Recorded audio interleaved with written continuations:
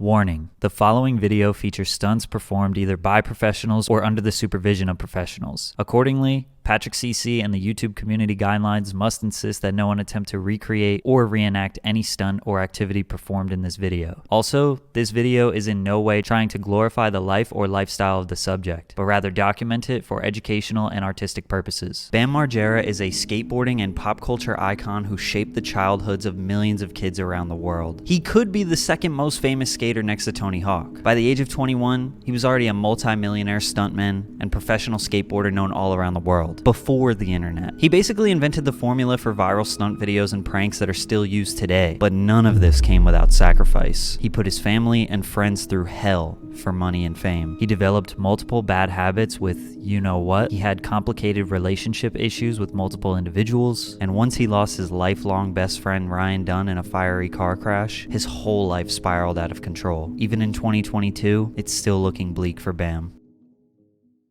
Bam's father Phil was obsessed with the home video in the 80s. He recorded everything Bam and his brother Jess did all around Westchester, Pennsylvania, which is where they were from. He had a giant camcorder that sat on his shoulder and loved the idea of filming. They would play all sports, but once Bam got a skateboard, he found his true passion. And his parents never made him do anything. No chores, no responsibilities. It was all fun, all the time. Every weekend, his father would take them to skate spots and skate parks all around Pennsylvania. They would skate all day and watch what they recorded all night. By the time Bam was 10 years old, in 1989, he was known at a local skate park called Cheapskates as a very talented young prodigy. He met Bucky Lasek there, who was an 18-year-old pro skateboarder. He also met his longtime best friend Brendan Novak at this skate park. Bam wanted all his friends in the neighborhood to watch his skate videos, but not all of them thought they were interesting. So he thought it was a good idea to put bloopers and goofy things that he did on camera in the video. He realized the funny moments are what kept people interested in his skate videos, which would end up laying the foundation for basically his whole career. In 1992, at age 13, Bam got sponsored by a local shop called Fairman's. It wasn't anything crazy, they were just getting 2 free boards a month and some wheels. But it was enough to legitimize his skating. Every single day was skateboarding. His parents just let him go. Washington, D.C., Philadelphia, New York City, Baltimore. If there was a skate competition or an event anywhere within 4 hours, Bam and his friends were there. If people were filming, Bam did whatever he could to get a trick in the video. This is why he became so well known in the skate community. He was a badass little kid who was in every team skate video on the East Coast. He would daydream in school and was diagnosed with ADD because he didn't pay attention. His mind was fixated on skateboarding and videos. On the first day of 10th grade, he realized school was no longer for him. He dropped out and never looked back. Bam's friend Mike Maldonado was sponsored by a company called Toy Machine, which was a California-based company. Once Bam dropped out, he went right to LA to skate with professional skaters in the mid-90s. He wanted to be immersed in the culture and of course make a name for himself. So any idea he had, he attacked it head on. Any trick he wanted to land, he didn't stop until he landed it. His drive and passion was infectious, which is what kept people around him. But he was also funny as hell, doing anything to make his friends laugh. Since they kept a video camera on everything they did, the skits ended up being more interesting than his skating. And Bam realized this, so he leaned in. His videos ended up being about 50% stunts and 50% skateboarding. But there was a major cultural shift happening in LA,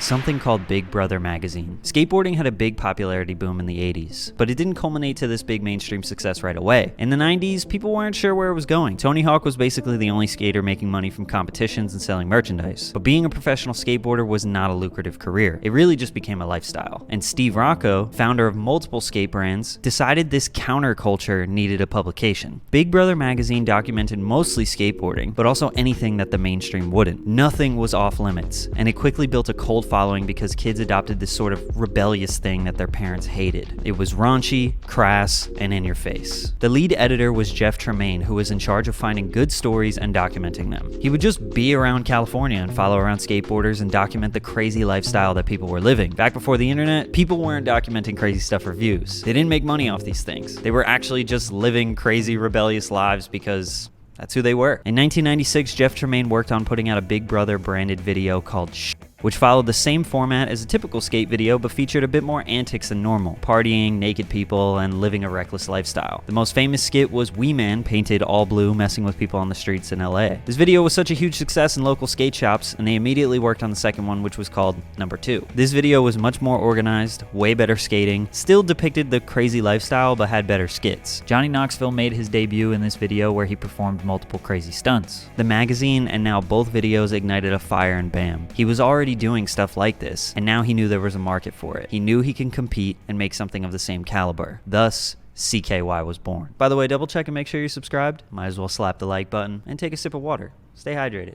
Bam had been making videos since he was a child, so his vision for what he wanted to create was easy. He just needed more bodies. Kids in the neighborhood wanted to be in his videos, but they couldn't skate, so they became his stuntmen. Trying to impress each other to see who could do the crazier stunt, constantly pushing the limits of what their minds could imagine and torment their bodies could handle. One of the most notable being Ryan Dunn, who would become arguably the whole reason Bam's life fell apart. They spent every day together coming up with crazy ideas that would get laughs out of people. When Bam turned 18 in 1997, he became teammates with Mike Maldonado, getting his first professional sponsorship with Toy Machine. Shortly after came a Thrasher cover, an official part in their video, and he was certified in the skate world. In March of 1999, 20-year-old Bam Margera would do the biggest thing he had ever done. Land Speed presents CKY. Finally, all those videos of Bam and his friends fucking shit up and skateboarding made it into a production. But the way Bam edited the film was actually so forward-thinking, because they cut out all the fluff. It was just crazy moment after crazy moment. It was basically like a fails compilation or a people doing stupid things compilation way before YouTube ever existed. CKY was the name of his brother's band. The video served multiple purposes. It was to promote the music, and it featured a ton of music from his brother's band. It was to show these crazy stunts from his friends, and of course gnarly skate clips to show off Bam's skating. Land Speed was the name of a skateboard wheels company, which was owned and distributed by Tum Yeto. Tum Yeto also owned Toy Machine, so Tum Yeto did the distribution for this movie in as many skate shops around the country. It was a huge hit. Bam was getting recognized at every skate park he went to and started to become a bit of a celebrity. It made him realize that he never actually looked into the financial aspects of the film, because Bam wasn't making that much money from it, but he was being recognized all over the country. Turns out, Todd Swank, owner of Tum Yeto, was ripping off Bam badly. To what degree, we don't know. But we do know that Bam left Toy Machine because of this,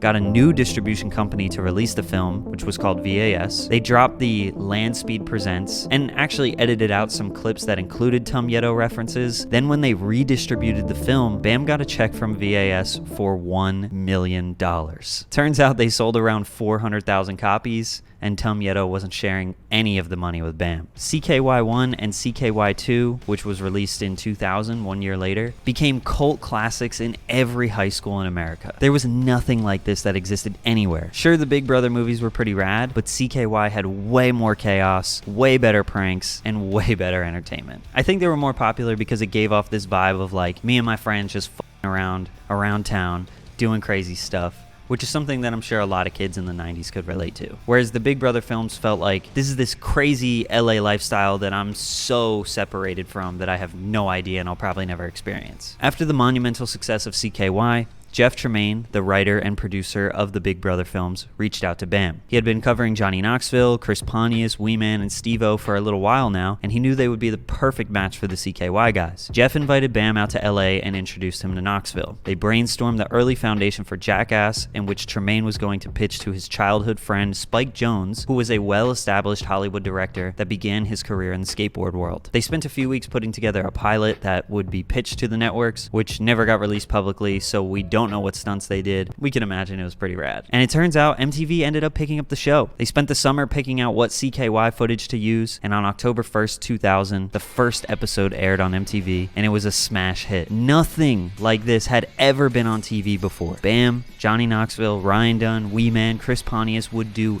anything. Any stunt, anything that would cause serious pain. Nothing was off limits. Within 2 weeks, the ratings were higher than any MTV show in history. That same feeling kids around the country got from the CKY videos was now amplified by millions all over the world. Bam's whole life changed. In the blink of an eye, he was suddenly the king of Westchester. Everyone wanted to be friends with him once they saw he was on TV. It was reported by Steve-O that the early days of Jackass, stuntmen would get between $200 to $500 per stunt. So MTV was raking in millions, and the guys weren't. But Bam was. He was still making a killer amount of money from the CKY videos. By 2002, they released 4 CKY movies and different box sets, which would go on to sell over 1 million copies. So if the DVDs were $10, which was cheap at the time, that's about $10 million. Bam was driving around in brand new cars while Steve-O was doing stunts for $300. It was also in 2000 when Bam met Tony Hawk at the Tampa Pro Skate Competition. Tony invited Bam to go on his national skate tour and to be in his video game Tony Hawk Pro Skater 3. So with Bam being on Jackass, the most successful MTV show, CKY videos selling out all over, becoming a wildly successful indie film, and kids playing as him in one of the most successful video game series of 2001, basically he was on top of the world at at age 22. At this point, his father, Phil Margera, quit his job as an Acme grocery store baker and became his accountant full-time. Managing his finances was his new career that he still does to this day. Paramount Pictures decided to make a budget for the Jackass movie in light of all the TV success. In October 2002, Jackass the movie hit theaters. Though controversial, the film had a budget of about $5 million and grossed $79 million worldwide in its first week. It was safe to say this was a massive hit. We don't know what types of deals were negotiated. I believe Johnny Knoxville made the most since he was producer, but I think it's safe to say the money was rolling in for Bam. MTV, of course, needed a spin-off for Jackass after it was done airing on TV, so they offered one show to Bam, called Viva La Bam, and one show to Steve-O and Chris Pontius called Wild Boys. Viva La Bam was basically a show about Bam and his friends doing stunts, skating, and traveling the world. There was also an ongoing theme in the show where Bam would absolutely terrorize his parents as well as destroy their house. Luckily, in season 2, he purchased Castle Bam in Westchester, Pennsylvania, which would basically become a 14-acre adult amusement park. Bam was given a budget of $300,000 per episode, in which he would keep about $40,000. I believe the show ran for about 60 episodes, so yeah, millions of dollars. He built an entire indoor skate park, a full casino that was suspended up in the trees. He would travel all around the world, buy cars to demolish them and blow them up. He did a full Civil War reenactment. Absolutely anything he wanted to do, MTV was willing to pay for it. A lot of the times they even told him his ideas weren't crazy enough. MTV didn't realize how long it would take for skaters to land their tricks, so it wasn't really worth their time to sit there for hours while someone is trying a skate trick only for them to land it and it takes 5 seconds of the show. So they kind of forced him to stop skating. At this point, he stopped fulfilling his duties as a sponsored skater, and his whole life became, how can I cause absolute chaos from the moment I wake up until everyone goes to sleep for the next 3 years? Up until this point, Bam actually stayed clear of drugs and alcohol. He maintained a sober life and was motivated by just having fun with his friends, and of course making money. Almost none of his friends were sober though. In fact, his two best friends, Ryan Dunn and Brendan Novak, were long-term addicts. Bam would constantly kick Brendan out of his house and his life for getting high and bringing drugs around. Dunn's drug of choice was alcohol. At about age 25, Bam started picking up the booze himself. He was infatuated with the rock star lifestyle, and his favorite band of all time, Him, introduced Bam to how rock stars get down. But after 3 years straight of chaos every day, Bam needed a break. He was exhausted, and in 2005, the show ended only because he just didn't want to do it anymore. But this break lasted about 2 weeks before he realized that he was extremely bored and had no other hobbies since his life was just recklessness with a multi-million-dollar budget. So he just drank all the time. I do feel like I have to mention this too. Money was rolling in by the boatloads. He was in every Tony Hawk Pro Skater game, including one where he was on the cover. He was in commercials, selling more skateboards than Tony Hawk through Element. At one point, Bam was selling 40,000 skateboards per month, and Tony Hawk was selling about 13,000. Because Bam would make merch and make his skateboards be pink, which wasn't really done before, so all his female fans would just buy the board and hang it up on their wall. And once he started going really hard with branding his heartogram, merchandise was just selling. He sold sunglasses, watches, clothing, sneakers. I mean, Bam could not stop making money. At one point, he said he had around $20 million that his father was managing. Now that the show was over, he wanted to go back to skating, the thing he loved the most. But he couldn't, because he basically stopped skating for 2 to 3 years, and he wasn't that good anymore. He was so famous that any park he went to, he would be swarmed by kids trying to get a photo or an autograph, and he would spend all his time entertaining them so he couldn't skate. He had this image of a badass skateboarder, so if he showed up at a park rusty and sucking, he would look terrible in front of everyone. And he let that get to his head, which resulted in him just abandoning the sport. Luckily, Jackass got picked up for another movie and filming began for that. Jackass Part 2 came out in 2006 and of course was a huge success. $86 million in the box office worldwide first week. Bam wanted the party back in his life, so he pitched another show called Bam's Unholy Union, which was a show about planning his wedding with his now ex-wife, Missy Rothstein. The show was basically Viva La Bam, pranks, skits, shit up, but with another side where his wife and mother April were planning the wedding. His relationship with MTV would end during season 1 because they wanted him to get his wife pregnant so they could have a plot for season 2. Bam freaked out on them for wanting him to bring a literal human in the world just for financial gain. So in mid-2007, Bam was 28 and had no more daily chaos in his life. Well, technically. He basically kept living the Viva La Bam lifestyle, except he wasn't getting paid for it. Random people would show up to Castle Bam to hang out, get drunk, and party. And if Bam was out of town, traveling for business or in Europe, people would just throw parties at his house. He was very liberal with the gate code, so everyone knew it. Plus, the county and the town and all the cops in Westchester knew about his craziness after them filming the show for 5-6 years at this point. So it wasn't weird to have 100 people partying at his place. He filmed an indie movie called Where the F is Santa, which was basically an extended Bam's Unholy Union episode with pranks and all the same nonsense that he had been doing for over a decade. Not sure what the success was for this film, but it was clear that Bam could not move on from the life that he had. He wanted to just keep doing another movie or another show that consisted of the same chaos and rebelliousness that ensued since he was 20. Then in 2009 came another CKY indie film called Ming Hags, which again was just Bam trying to recreate a moment that wasn't there anymore. I mean, sure, his fans loved it, but I'm also sure most of y'all never knew this existed. He managed to land another TV show on Spike TV called Bam's World Domination, a show with him and Ryan Dunn, which aired on Spike for one episode, one evening at 11:30 p.m. on a Wednesday, which happened to be 2 days before the Jackass film. It was a hilarious episode and had a ton of potential, but nobody really knows why it didn't continue. Luckily for Bam, Jackass was back for another film, Jackass 3D. So he was filming that for all of 2009, which would release in October 2010 and would be the most successful Jackass yet. $171 million global box office first week, double from both the previous films. Living off the high of Jackass again, Bam still spent most of his days partying, traveling with CKY, and living the rock star life. But in the summer of 2011, Bam's world would get flipped upside down. Jackass star Ryan Dunn has been killed.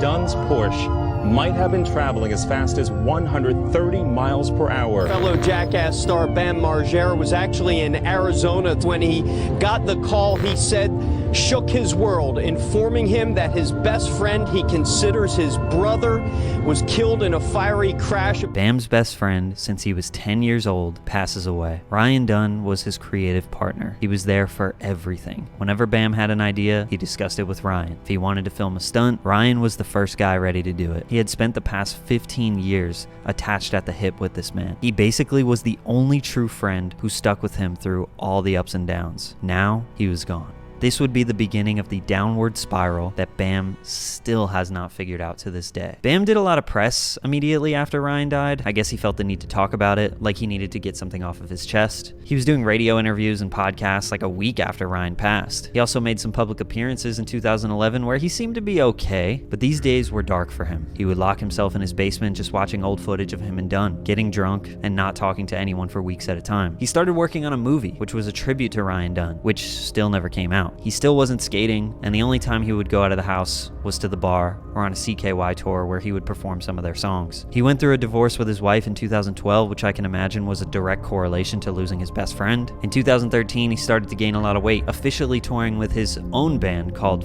Face Unstoppable, which was literally just CKY with him, still partying every night and waking up in the morning to not face his demons once again. But he did get married to his current wife, Nicole Boyd, which I suppose was good that he had some type of stability. And after 2 years of getting drunk, doing rock shows, and avoiding his reality, he actually managed to land another TV show in 2014, Bam's Badass Game Show. 1 season, 6 episodes, all aired within 1 month on TBS. The average viewership was less than 1 million. People were pretty harsh on this show. It wasn't actually that bad, but it promised to feature contestants doing stunts similar to Jackass, but ordinary people doing them, which was kind of interesting. But the stunts were just not as crazy, like even less crazy than Fear Factor. Plus, the casting was full of corny people, and Bam himself wasn't doing any of the stunts, which is probably what people wanted. The show ran for a month and then got canceled. I'm sure this didn't help Bam's confidence in wanting to do work anymore, so it was back to the basement with Dunn's memories. In 2015, the Ride channel posted a trailer for his movie about Dunn, which was called I Needed Some Time to Be Useless. There was a lot of hype on it. I think putting out this movie might have been a good way to close the door on the past